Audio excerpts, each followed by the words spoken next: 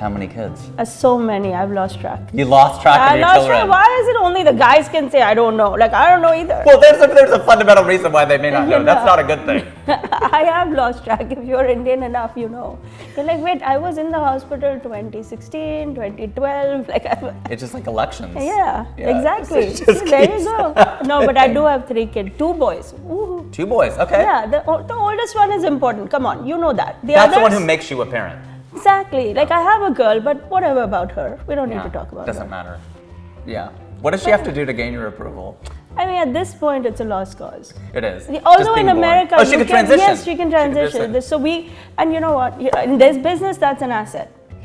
That's true. You know, when it could happen. Let's just say, no spoilers, but we might go down that road. Inshallah. Yeah. I mean, I'm like, no one's gay yet? Like, what? Yeah, it's just you just have 3 straight kids. Yeah, right now, so far. Yeah, but good. like everything is on the table. That's all I'm gonna say. That's the name of the show. Yeah, exactly. I like how you worked that in. Yeah, with the bindi, including the bindi, which is a PR thing, just so you know. It's a PR, not a PR, but a PR. Yeah, no PR. Okay, PR costs money. It does cost money. That's what I hear. That's what they keep telling me. I gotta pay for it. I know. My husband's like, oh, what should I get you? I'm so sorry. I go, no, don't be sorry. Venmo me. Venmo me the depth of your feelings. That's a really good idea, actually. Yeah. There should be a penance, like Catholics do. Like how many Our Fathers and Hail Marys, but you could just, some rupees would be nice. Exactly. Forgot my birthday, no problem. This is the price. That's a good. And then I don't even mind. See, it takes the pressure off of both of us. It's a win-win. Exactly. If he remembers, you're almost upset.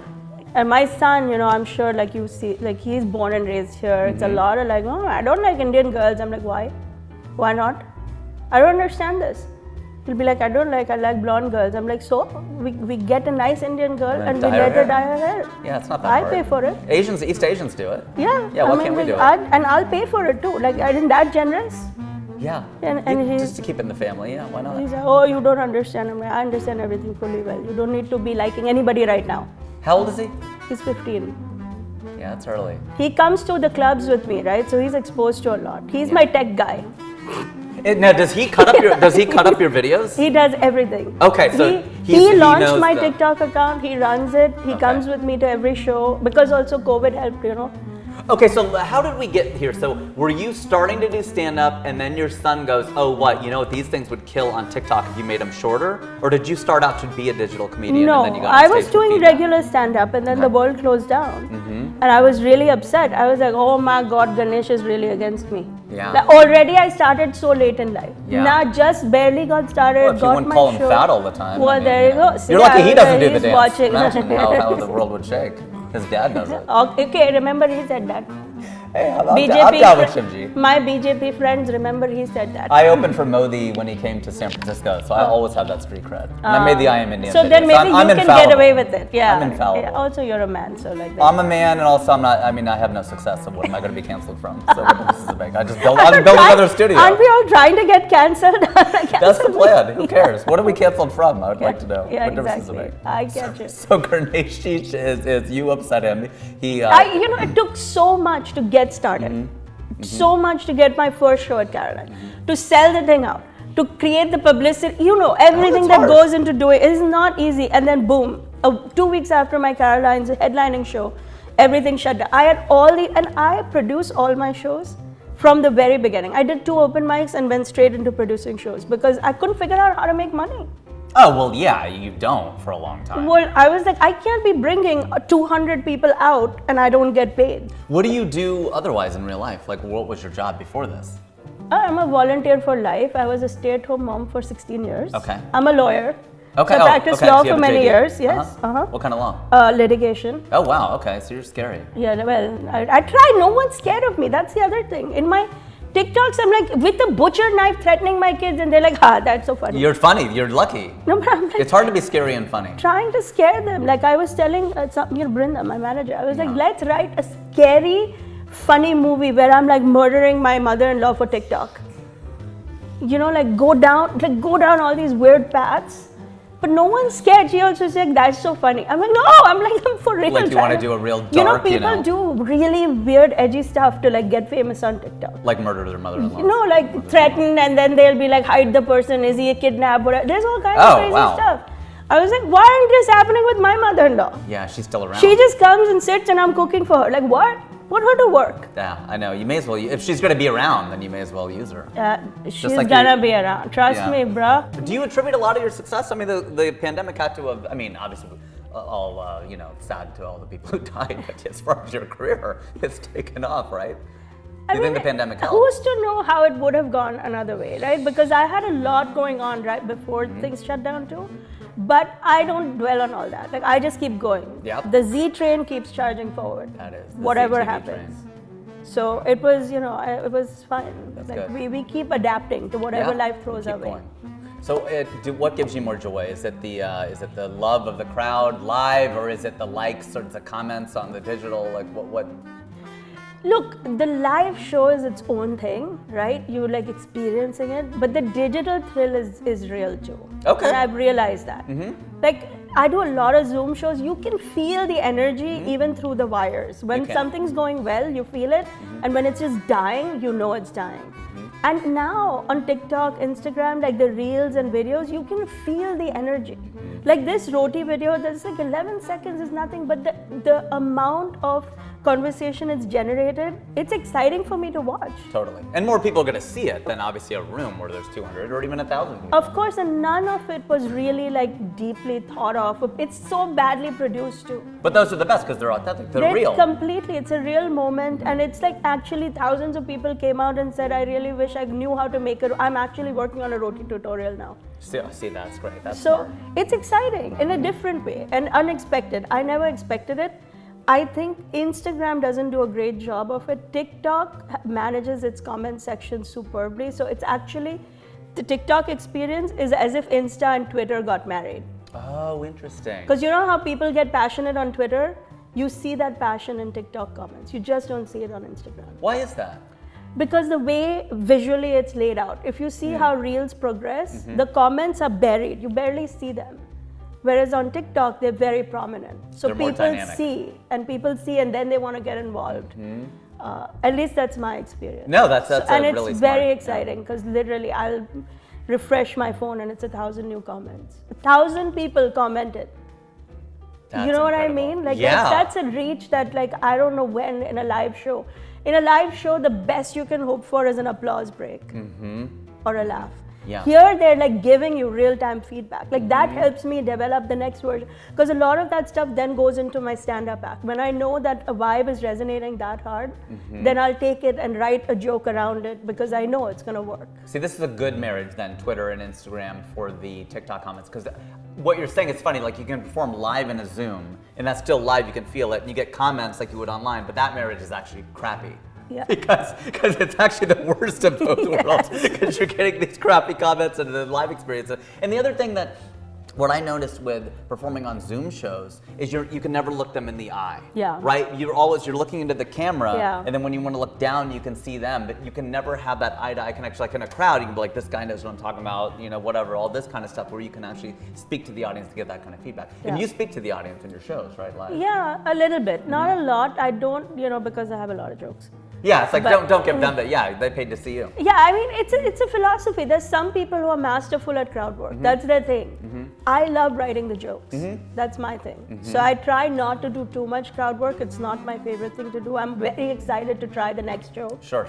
But I do, of course. You have to bring the audience in. Yeah, you want to be in the room. Yeah, of sure. course. How long are your shows, or what's an ideal length of show for you live? I would say 45 minutes if I'm headlining, 45, and like one opener would be perfect. Opener like 10, 15 minutes? 10, 15 minutes. Yeah. Because I find that people's attention spans are... how long is it? It's... I think 2-3 years ago, 90 minutes was an ideal comedy show. And that would be for you and an opener, or like multiple people. However you want to cut it, 90 minutes and people want to be out. I agree. You've been served your drinks, you've had whatever, and I personally find that in today's generation, the threshold is a little bit lower. I think it's closer to 60, 70 minutes, to be really honest. Yeah, now, please be honest. From a club point of view, can you do that? I'm not sure, because there are all these other logistics involved. Yeah, they got to get the food served, and the waiters, and they got to cut the staff. And exactly. There's a whole process. The comedian is practically incidental at a comedy club. Yeah, exactly. That's the way the money is actually made. The real money is the food and the envelope. Exactly. But if I had my choice, I would have a 60, 70 minute show, but When I do my solo shows, that's how long they are. Right. I find that the ideal. I know with stand-up, 52 minutes for me for whatever reason. It's 52 is where I can feel the lag, and then it's my skill then to get them to 60, 65. But they will give me 52 like nothing. But then it's like, okay, for me to get to that, I have to earn that last 17 minutes. And it better be fire, because otherwise they're going to start checking They're tired. And I've seen it happen with Seinfeld, Jim Gaffigan. Like after like 40, 45, they're starting to like, okay, we get it. You're really funny. We got it. You know, How much can they laugh? but like I haven't checked my Twitter and you know. I gotta leave another comment on Zarna's video. I gotta see if her mother-in-law is still alive. That's what I gotta figure out at this point.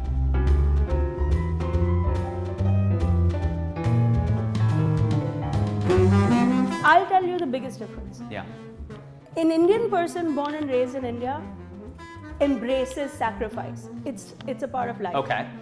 You're gonna have to give something up to get something. Sure. In America, in general, not just with the AB series or the Indian people, sacrifice is a bad word. Everybody wants to do everything at the same time. Why can't you eat and lose weight? Why can't you be a mother and work? Why can't you, sacrifice is offensive to America. It's an offensive concept. It's saying, no, you fight it. What do you And think when I about? say you, I mean culturally we in America fight it. Whereas in India, they're like, I had to leave her. No, she has to leave. I have to make my life. That's true, but what about the people who... I agree culturally, that's a very insightful observation, but what do you think about the people like my friends who have had to sacrifice short-term pain for long-term gain? They have like studied, they've worked hard, they've busted their asses, they did all that stuff. They did sacrifice their social life. They didn't go out to the club. They stayed. But then they complain about it. See, that's the thing. The Indians are like, okay, we sacrifice. See, I don't think my there is no other way to live. I don't think my like if you you're friends with the Hassan Minhaj. Yeah. How much he whines in his comedy? We will not get into it, but like my mummy left me. No, let's get into it. She didn't leave him to go surfing in Hawaii. Right. She went to India. She had to finish her education. I try to imagine his mom surfing in Hawaii, but yeah, that would be. Well, you know what I mean? Like half of his homecoming the homecoming special is his parents did this, and I get it. He's exaggerating all of that. I get it, but it's somewhere in the root of his. Oh, I didn't know I had a sister. Okay, we forget. We do forget. The Indian auntie. I told you I forget myself how many kids I have. Like I'm alone. I have nothing. You're trying to keep him alive because in America, like you have to also. Yeah. You know. Yeah, you get in trouble here. Even the girls, like you gotta keep him alive. You gotta keep. Like it's a lot for a person. Or transition them. So it's. An Indian person from India is not complaining about that. That's not to say they're not complaining. They're not complaining about that. What do they complain about? They complain about the kids. How much more do they want? We gave them everything. He has a room. I never had my own But isn't that room. what a generational, isn't every generation, that's the point? Like I want Naveen to, but I don't want my kid to have the best of everything. This is a big thing with me. They're like, oh, I want my kid to have the best. I'm like, no, not necessarily. Good enough's good enough.